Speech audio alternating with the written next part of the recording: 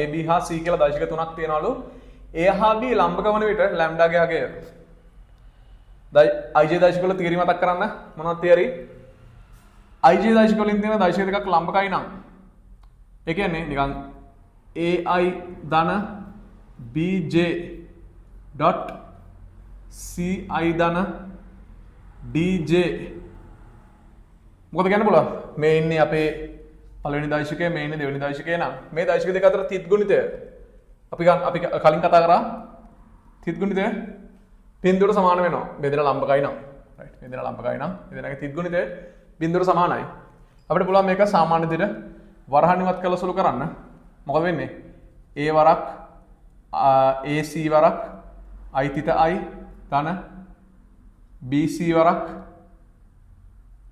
J තිත I ධන DA වරක් I තිත J ධන BD වරක් J තිත J.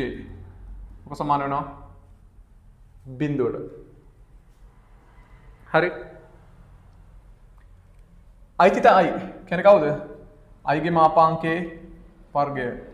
J තිත I J සහ I දෙන්න ආයෙත් මේ I කියන්නේ x අක්ෂයට සමාන්තර ඒකක දෛශිකය, y අක්ෂයට සමාන්තර ඒකක දෛශිකය. මේ දෙන්න තිත් ගුණිතය මොකද කියන්න පුළුවන්? I තිත J සමානයි බිඳුවයි. එහෙනම් මේ පද අපිට නිකම්ම ඉග්නෝර් කරලා දාන්න පුළුවන්. J තිත J කියන්නේ අපහු J ගේ මාපාංකයේ වර්ගය. I ගේ මාපාංකය සහ J ගේ මාපාංකය. I කියන්නේ කවුද? J කියන්නේ කවුද? x දිශාවට සමාන්තර සහ y දිශාවට සමාන්තර ඒකක දෛශිකය. ඒතකොට ඒ වෙලාවේ මාපාංක එකක් වෙනවා මේ. මෙයා එකයි. ඒතකොට අපිට එනවා මෙතනින් AC ධන ගුණ නැති වෙනවා. BD සමාන වෙනවා බිඳුවට. සරලවම මොකද්ද මේ ඇවිල්ලා තියෙන්නේ? අපිට මොනවා හරි IJ දෛශික වලින් දීලා තියෙන දෛශික දෙකක් එකිනෙකට ලම්බකයි කියලා කිව්වොත් අපිට පුළුවන් I ගේ සංගුණකවල ගුණිතය ධන J ගේ සංගුණකවල ගුණිතය බිඳුවට සමානයි කියලා පොඩි තියරි එකක් ගොඩනගා ගන්න. කෙලින්ම ඔක මේකට ඇප්ලයි කරමු. මම ආයෙත් ඔය කතන්දර මෙතන ලියන්නේ නැහැ. හරි. A හා B ලම්බකයි නම් මොකද කියන්න පුළුවන්? මේ x I ළඟ සංගුණකවල ගුණිතයයි A ගේ B ගේ ඒ කියන්නේ කීයද? 3යි ලැම්ඩා මේක මේ විදිහට පෙන්වන්න ඕනේ. මම මෙතන පෙන්වන්නේ නැහැ. 3යි ලැම්ඩා ඍණ 8 වරක් 5 සමාන වෙනවා බිඳුවට කීයද? ලැම්ඩා සමානයි 40 බෙදීම 3යි. අපරාධ වේලාව. දෙවෙනි කොටස A හා C සමාන්තර විට ඊළඟ දෛශික වල තියෙන වැදගත්ම સિદ્ધාන්ත මොනවද? දෛශික දෙකක් සමාන්තර වීම. අපි එහෙම නැත්නම් කියනවා දෛශික දෙකක් මොකද වචනේ? ස්වායත්ත වීමද පරායත්ත වීමද මොකද්ද? දෛශික දෙකක් ස්වායත්තයි කියන්නේ මොකද්ද? එක දෛශිකයක් වෙනස් කරද්දී අනිත් දෛශිකය වෙනස් වෙන්නේ නැහැ කියන එක. එතකොට දෛශික දෙකක් පරායත්තයි කියන්නේ එක දෛශිකයක් වෙනස් කරද්දී අනිත් දෛශිකය වෙනස් වෙනවා කියන එක. ඒ කියන්නේ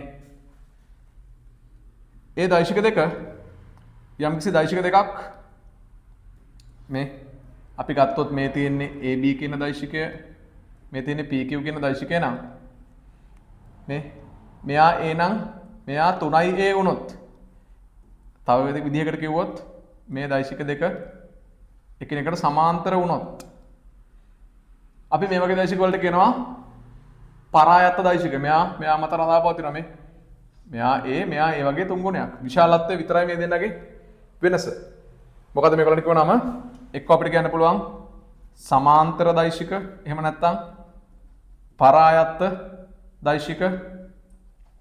එහෙම නැත්නම් අපි මේකට කියනවා එක් දෛශිකයක් අදිශයකින් ගුණ කළ විට නැත්නම් දෛශිකයක අදිශ ගුණිතය. දෛශිකයක මේ තියරි මතක් කරන්නේ අදිශ ගුණිතය. හරි. දෛශිකයක් අසමාන්තරයි නම් දෛශිකයක් ඔහොම අසමාන්තරයි නම් ඒ කියන්නේ එක දෛශිකයක් අනෙක් දෛශිකයේ අදිශමය ගුණිතයක් විතර ලියන්න බෑ. දෙන්න එකිනෙකට සමාන්තර නෑ. එතකොට එක්කෙනෙක් මත අනිත් එක්කෙනා ඒ කියන්නේ එක්කෙනෙක් ඇසුරෙන් අනිත් එක්කෙනා ප්‍රකාශ කරන්න බෑ. එතකොට අපි මේ වගේ වට කියනවා මොනවද? ස්වායත්ත දෛශික. ස්වායත්ත දෛශික. එහෙම නැත්නම් අසමාන්තර දෛශික. එතකොට මේක කියන්නේ A හා C එකිනෙකට සමාන්තර වෙන්න ඕනේ මේ සමාන්තර. සමාන්තර නම් මොකද?